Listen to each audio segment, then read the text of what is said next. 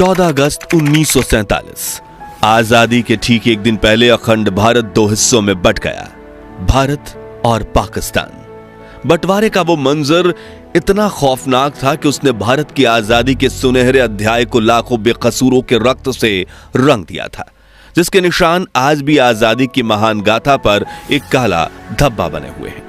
अगला दिन 15 अगस्त 1947 भारत के इतिहास का वो ऐतिहासिक दिन बनने वाला था जिसका करोड़ों भारतीय बेसब्री से इंतजार कर रहे थे। मगर देश को अंग्रेजों की गुलामी से आजादी तो मिल गई, लेकिन जाते जाते अंग्रेज अखंड भारत में ऐसी ज्वाला भड़का गए जिसकी लपटों की गर्मी आज भी महसूस की जा रही है। जहां एक तरफ लाखों भारतीय आजादी का जश्न मनाने दिल्ली पहुंचे थे, जहां प्रिंसेस पार्क में पंडित जवाहरलाल नेहरू ने पहली बार आजाद भारत का तिरंगा फहराया, वहीं करोड़ों लोग बंटवारे के दर्द से कराह रहे थे। साथियों, आज के इस वीडियो में हम आपको भारत के इतिहास में 77 साल पीछे ले जाएंगे और आजाद भारत की कुछ ऐसी तस्वीरें दिखाएंगे जिन्हें देख आपके रोंगटे खड़े हो जाएंगे। लेकिन उससे पहले हमारी एक छोटी सी गुजारिश है कि हर भारतीय और पाकिस्तानी जनता इस वीडियो को पूरा जरूर देखे।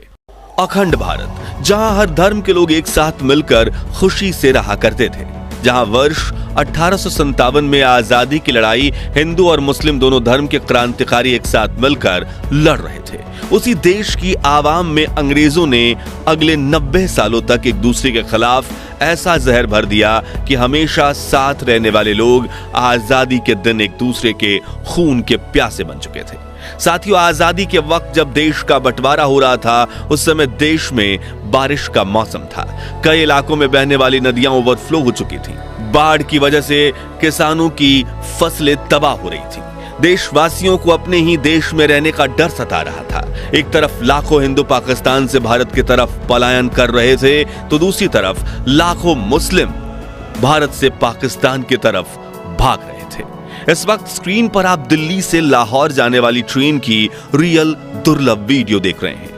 लोग ट्रेनों की छतों पर बैठकर सफर करने में मजबूर थे और जिन्हें ट्रेन नहीं मिल रही थी, उनमें से कुछ लोग ट्रकों में बैठकर पलायन कर रहे थे, कुछ लोग बैलगाड़ियों का सहारा ले रहे थे, तो कुछ परिवार एक छोटी सी साइकिल पर अपना बचा कुचा सामान लादकर देश से दूसरे देश की तरफ दौड़े जा रहे थे।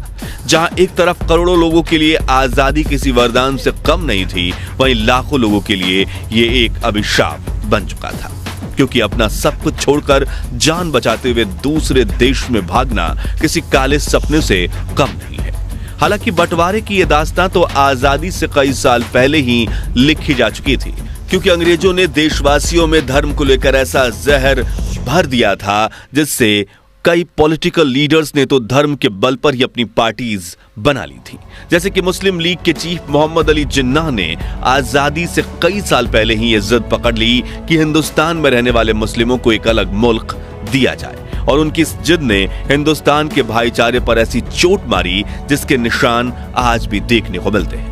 इस वक्त आप स्क्रीन पर जिन तस्वीरों को देख रहे हैं वो उस वक्त की हैं जब मोहम्मद अली जिन्नाह ने पाकिस्तान के गवर्नर जनरल बनने की शपथ लेकर अपनी जिद पूरी की थी और भारत से ही एक अलग मुल्क खड़ा कर दिया था, जिसके बाद वो अपनी पसंदीदा कुर्सी पर विराजमान हुए थे। हालांकि देश के बंटवारे को रोकने के लिए महात्मा गांधी, सरदार वल्लभ भाई पटेल और पंडित जवाहरलाल नेहरू जैसे दिग्गज नेताओं ने मोहम्मद अली जिन्नाह को भारत का पहला प्रधानमंत्री बनने तक का ऑफर दे दिया था। कई इतिहासकार बताते हैं कि बंटवारे की खबर से पंडित जी को काफी बड़ा झटका लगा था। जी हां, 14 अगस्त की शाम को जब जवाहरलाल नेहरू, इंदिरा गांधी और पद्मा नायडू के साथ अपने घर पर बैठे थे और आजादी के भाषण को तैयार किया जा रहा था, तभी अचानक से उनकी फोन की घंटी बजी और फोन उठते ही नेहरू ने जो खबर सुना, उसके बाद उनका चेहरा लाल पड़ गया, आंखों में आंसू आ गए और शरीर में सिहरन पैदा होने लगी, क्योंकि लाहौर के नए प्रशासन ने हिंदू और सिखों के इलाकों की पानी की सप्लाई काट दी थी, जिससे लोग प्यास से तड़प रहे थे और जो पानी के लिए अपने घरों से बाहर निकल रहे थे उसे उसी वक्त मार दिया जाता था। यहां से शुरू होने वाले दंगे देखते ही देखते पूरे भारत और पाकिस्तान में फैल रहे थे। लोग मरने मारने को उतावले थे। खैर, अपने आप को संभालते हुए 14 अगस्त की रात 11:55 पर नेहरू संसद के सेंट्रल हॉल में भाषण देना शुरू करते हैं उन्होंने कहा, हमने नियति के साथ एक वादा किया था और अब समय आ गया है कि हम अपना वादा पूरा करें। शायद पूरा नहीं, लेकिन जहां तक हो सके वहां तक। ट्रस्ट विद डेस्टिनी नाम की पंडित जी की यह भाषण सुनने के बाद महात्मा गांधी के नाम का नारा लगाते हुए देशवासियों ने आजादी का शंख नाद बजाया था। लेकिन करोड़ों देशवासियों को क्या पता था कि कुछ इलाकों में देश की आवाम इस आजादी की कड़ी कीमत चुका रही है।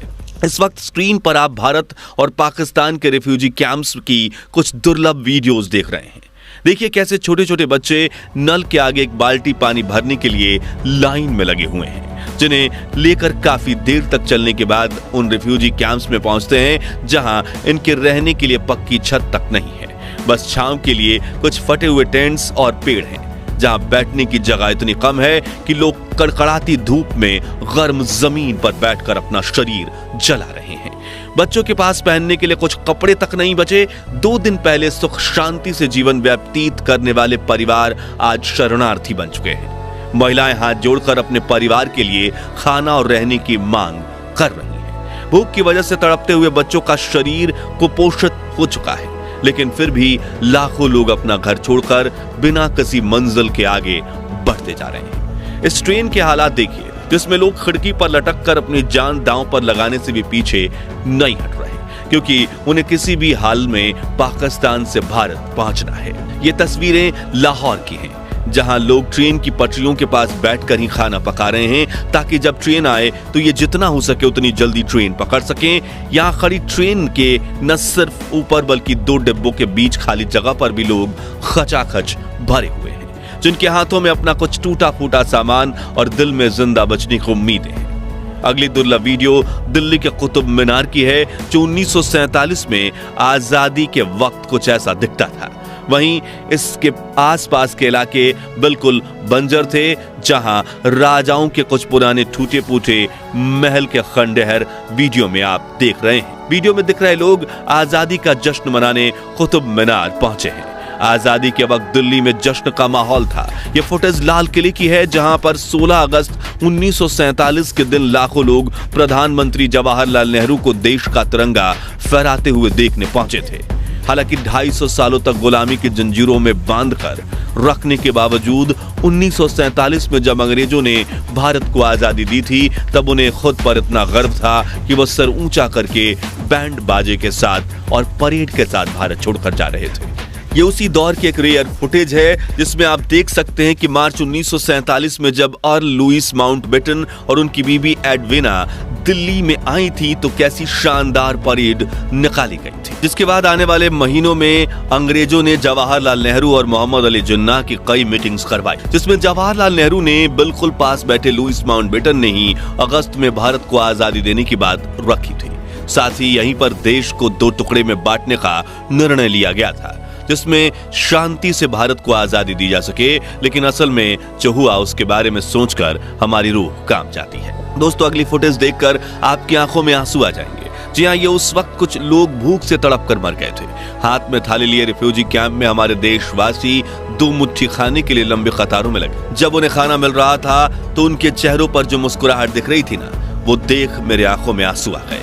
लेकिन यह कहना गलत नहीं होगा कि महात्मा गांधी, पंडित जवाहरलाल नेहरू, सरदार वल्लभ भाई पटेल, लाल बहादुर शास्त्री, डॉक्टर भीमराव आंबेडकर और कई महान नेताओं ने इतने मुश्किल हालातों में भी देश को संभाला, और आज हम भारतीय ब्रिटेन से भी कई गुना आगे निकल चुके हैं। खैर, आपको ये जानकर हैरानी होगी कि इस बंटवारे में करीब 2 करोड़ लोगों ने अपना देश छोड़ा था और 10 से 15 लाख बेकसूरों की जान गई थी। मगर यहाँ अफसोस की बात यह है कि ब्रिटिशर्स ने हम भारतीयों के साथ इतने घिनौने जुर्म किए जो भारत के इतिहास में खून के लाल अक्षरों से दर्ज हैं।